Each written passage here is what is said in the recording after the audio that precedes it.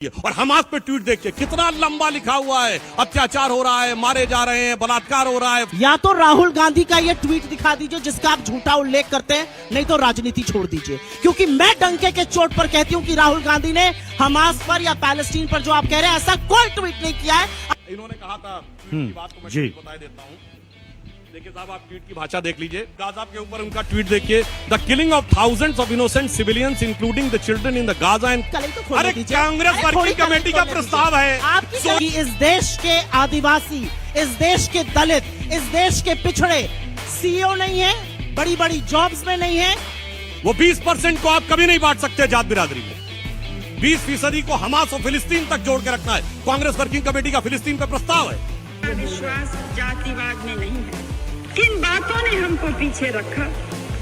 कुछ ऐसे लोग हैं, कुछ ऐसे तबके हैं प्रदेश में। शांत रहिए, सुनिए। छत्तीसगढ़ इंदिरा गांधी बतौर प्राइम मिनिस्टर 15 अगस्त 1983 को बोल रही हैं कि जो लोग जात पात की बात कर रहे हैं वो देश को पीछे करना चाहते हैं। बोलिए, इंदिरा गांधी सही या राहुल गांधी सही? ये जातिगत जनगणना रुकवाई किसने? नेहरू ने, जो कि अंग्रेजों के जमाने तक होती थी। और शुरू किसने करवाई थी, ये भी बताऊंगा। 2011 में जनगणना हुई, भारत सरकार में 140 सेक्रेटरी थे। कितने थे बताइए? SC ST, SC 0, ST 2। किसकी सरकार थी?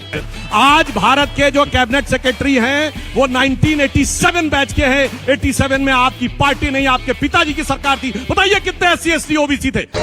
हे भारत के राम जगों में तुम्हें जगाने आया हूँ, साधर्मों का धर्म एक बलिदान बताने आया हूँ। जय श्री राम। नमस्कार दोस्तों, कैसे हैं आप सब लोग। भाई डिबेट हो रही थी सुधांशु त्रिवेदी और सुप्रिया स्नेत के बीच में, लेकिन आज सुधांशु त्रिवेदी एक अलग ही फॉर्म में थे। और जब सुधांशु जी फॉर्म में थे तो क्या नेहरू, क्या इंदिरा, क्या सोनिया और क्या राहुल, क्या सुप्रिया, हर किसी को लपेट के एक्सपोज किया है। इतना भयंकर एक्सपोज किया है कि सुप्रिया स्नेत कई बार तो ये सोच रही थी कि बोलूं क्या या छुपूं कहां। और सुधांशु जी ने जो बेइज्जती की है, लगता है सुप्रिया स्नेत आज के बाद सुधांशु जी से इस तरह का पंगा कभी नहीं लेंगी।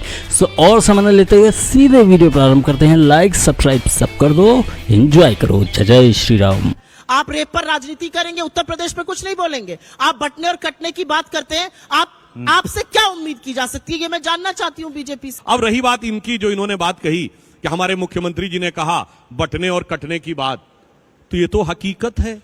ये बताइए, उन्होंने बांग्लादेश का उल्लेख किया।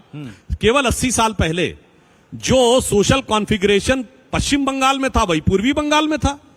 तो 75% SC ST OBC थे ना, वो तो आज के बांग्लादेश और पाकिस्तान में भी थे। कहां चले गए? कट गए या कन्वर्ट हो गए? यही तो हुआ ना। कट गए से क्या मतलब है? हाँ, बता दो, कट गए मतलब काट दिए गए या कन्वर्ट हो गए। दो ही ऑप्शन है। अदरवाइज उनकी संख्या जो 32% थी, अगर आज 7% पे आ गई तो वो 25% जमीन खा गया। और इसका मैं लिखित प्रमाण देता हूं। जैसे भारत के प्रथम लॉ मिनिस्टर बाबा साहब अंबेडकर थे, वैसे ही पाकिस्तान के भी पहले लॉ मिनिस्टर एक दलित जोगेंद्रनाथ मंडल थे। और वो इसी झांसे में आए थे कि जातियों का कॉन्फ़िगरेशन और मुस्लिमों के साथ मिलकर अलायंस। और वो पाकिस्तान के पहले लॉ मिनिस्टर बने जाकर, और उसके बाद जो उन्होंने अपनी आंखों से देखा है, जो अत्याचार हुआ, गांव के गांव घेर लिए गए शेड्यूल कास्ट समुदाय के, और कहा गया एक ही ऑप्शन है, कन्वर्ट हो जाओ या कट जाओ। उन्होंने लियाकत अली से कहा, लियाकत अली नहीं माने तो उन्होंने दुखी होकर इस्तीफा दिया बेबसी के साथ। और वो जोगेंद्रनाथ मंडल का इस्तीफे का लेटर इंटरनेट पर अवेलेबल है, पढ़िए जाके 10-12 पेज का, आंखें खुल जाएंगी किस दर्दनाक तरीके से काटे गए थे। इसलिए हकीकत है। और हम लोगों ने बचपन से पढ़ा है, हमें हमेशा पढ़ाया गया भारत इतना महान राष्ट्र था तो हम गुलाम कैसे हो गए। तो भाई हमें ही तो पढ़ाया, इन लेफ्टिस्टों ने ही पढ़ाया कि जात पात में बटे रहे, इसलिए हम मतलब गुलाम हो गए। अब आज कहते हैं कि नहीं, अगर हम एक रहेंगे तो गलत है और बटे रहेंगे तो ठीक है। कारण मैं एक और बात साफ कहना चाहता हूं, वो 20% को आप कभी नहीं बांट सकते जात बिरादरी में। मैं पूछना चाहता हूं, कभी किसी ने पूछा गद्दी, घोसी, बेना, अंसारा, ये अंसारी, इन सारी चीजों के लिए कोई कसाई, इनके लिए कोई बोलता है ना? वहां तो 20% इंटैक्ट, 20% अपना है, 80 में टुकड़े करना है। 20% को हमास और फिलिस्तीन तक जोड़ के रखना है। कांग्रेस वर्किंग कमेटी का फिलिस्तीन पे प्रस्ताव है।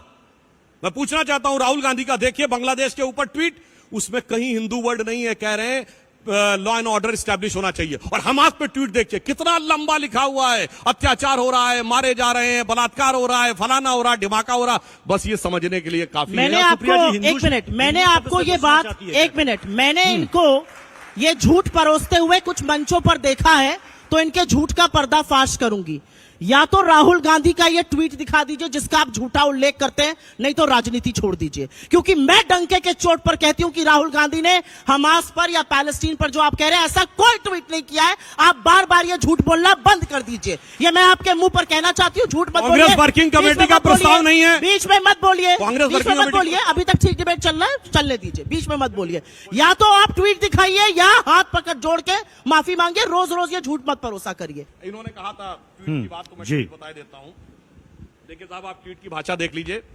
मोदी जी का ट्वीट है, my best wishes to professor Mohammad Yunus for an assumption of this new responsibilities. We hope that early return of normalcy ensuring the safety and protection of the Hindus and all other minority communities. अब राहुल गांधी जी का tweet देखिए, congratulation to professor Mohammad Yunus on being sworn in as the head of the Bangladesh interim government. A swift restoration of peace and normalcy is need of the hour.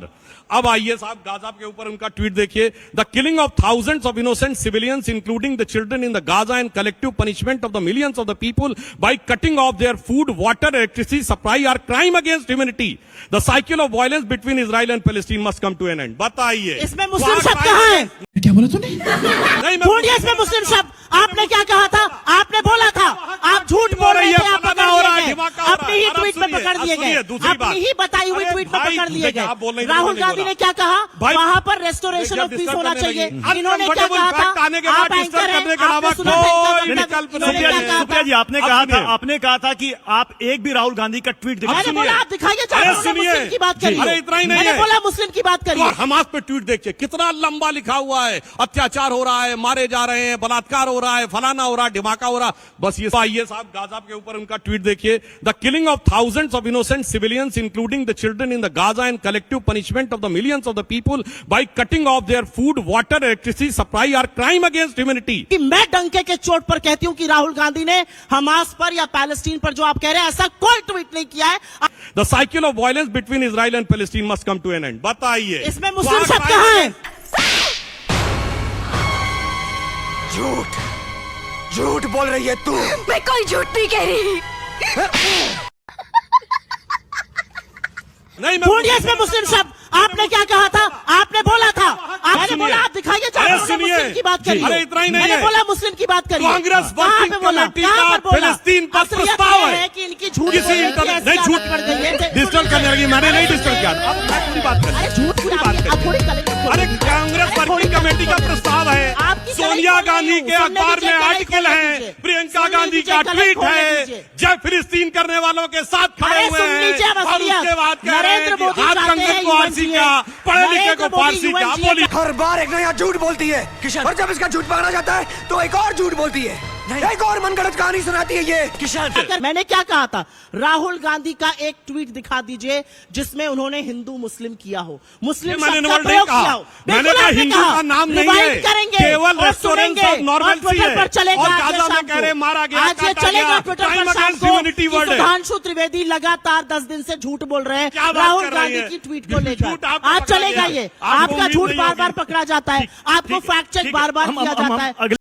कैसे कैसे लोग रहते हैं यार यहाँ पर। भारत का लोकतंत्र और भारत के लोगों के डीएनए में जो लोकतंत्र है उसका आप अपमान करते हैं ये कहकर यहाँ पे लोग कट जाएंगे। बिल्कुल नहीं कटेंगे। यहाँ पर अगर वो परिस्थिति कभी बन नहीं सकती है क्योंकि इस देश के लोग, लोकतांत्रिक लोग, वो परिस्थिति नहीं बनने देंगे। अच्छा, इन्होंने कहा कि भारत में कोई कट नहीं सकता।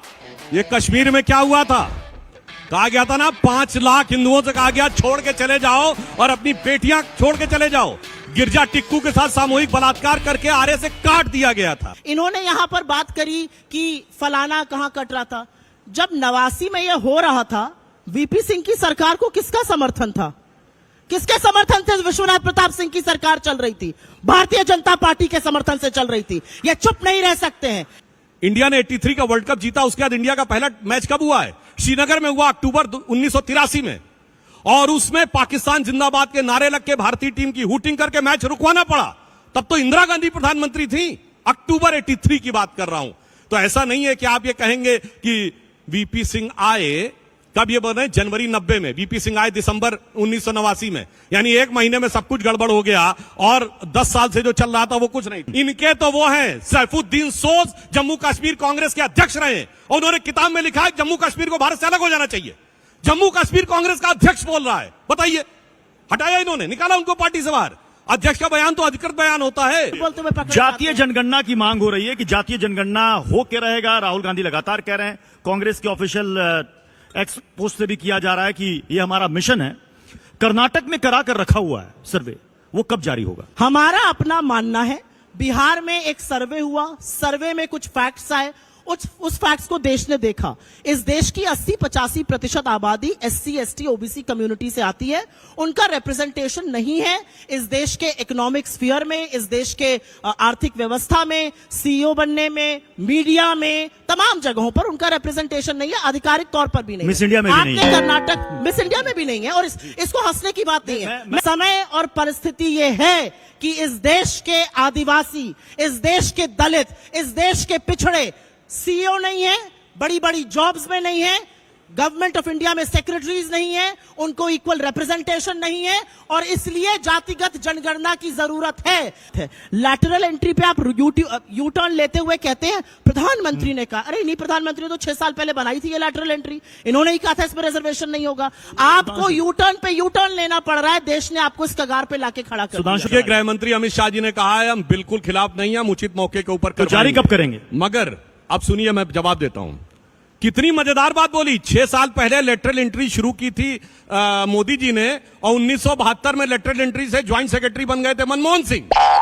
50 साल पहले। वो तो गजब बोल देते हैं आकर, कुछ भी आके बोल देते हैं। पॉलिसी बनाई आपकी सरकार अरे ने। भाई सुनिए, क्या संसद में लेके करते हैं? लेटरल एंट्री जो बने जमा सब सारी। अब सुनिए, रुकिए। अरे यार क्या फोन देख रहे हैं? नहीं, यहाँ नीचे लगाइए तब आएगा नीचे। मैं हाँ, तो चाहूंगी, ये टीवी नहीं है तो इन लोगों को सुनाई नहीं देगा। आप बोल दीजिए मेरा जो बोल रहे हैं। विश्वास जातिवाद में नहीं है।